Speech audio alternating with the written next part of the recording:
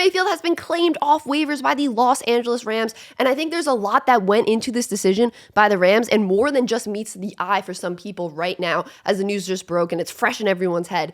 So the Rams claimed Baker Mayfield off waivers after he was released, or asked for his release, by the Panthers yesterday, and I personally thought he was trying to force his way to the 49ers because, come on, that's a dream situation for him, going to play under Shanahan, a team that's on their third string quarterback now, that is a really good defense, that is probably going to make the playoffs. That would be a dream for him, right? That would be the ideal scenario. But guess what? The Rams had a higher spot on the waiver wire, and they were like, you know what? Let's not let our division rival just have this quarterback who's been to the playoffs before fall into their lap. We don't want to make things easy for our division rival, so we're going to claim him.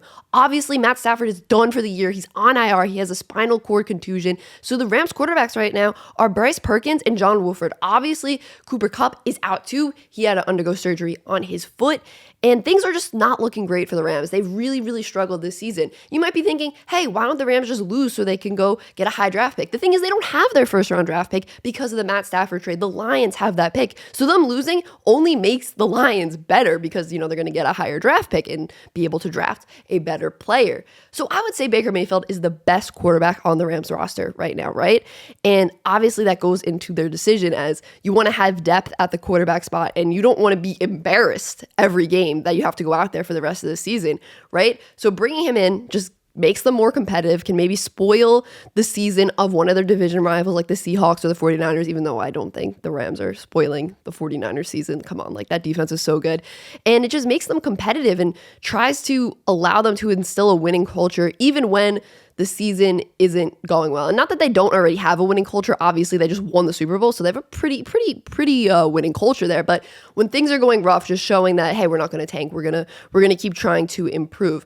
This is also a good situation for Baker Mayfield. As Sean McVay, we know he's this offensive guru, and Baker's a guy who's been through a ton of head coaches, and he's broken right now. Like I said in my last video, he's broken. He's not playing the way he was playing in 2020 when he had a top 10 QBR. He had the 10th highest QBR in the league in 2020. They went to the second round of the playoffs. He was playing well, but now you're going to go into a system with a guy who's an offensive guru, really great offensive mind, and I think he's a guy who can fix Baker Mayfield. I thought Baker Mayfield could be fixed by Shanahan, but I also think McVay can fix Baker Mayfield. So maybe the Rams are trying to be like, hey, this could be our bridge quarterback maybe if Stafford continues to not play well. I know this is maybe a little bit of a hot take, but Stafford was not playing well to start this year before he got injured. He was not playing well at all. They were still losing with Stafford under center.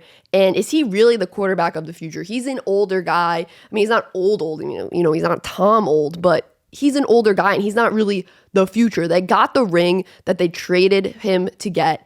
And now are they like, ooh, maybe we'll hold on to Baker Mayfield and see if we can develop him into something and kind of rebuild him, depending on how Stafford comes back next year. Or if they want to have another team go sign him, they can get a comp pick for him, for Baker Mayfield. So I think a lot goes into this decision for the Rams. And I think we could possibly see Baker in LA next year as well, even if it's just as a backup. He's a great backup. I don't know if he's going to want to be a backup, but I think he's really going to enjoy this opportunity to learn from Sean McVay, kind of like what we saw with Mitch Trubisky. Even though it didn't work out, he sat a year behind Josh Allen, and then he was signed to Pittsburgh, told he was going to be the starter. Then they drafted Kenny Pickett in the first round. Yeah, it didn't really work out, but maybe we'll see something like that with Baker Mayfield here. I'm excited to see how he plays for LA. They said he could possibly start Thursday night. It's Tuesday right now. I don't know how you can learn the playbook that quickly, but I think Sean McVay can help him. Appreciate you guys watching. Peace.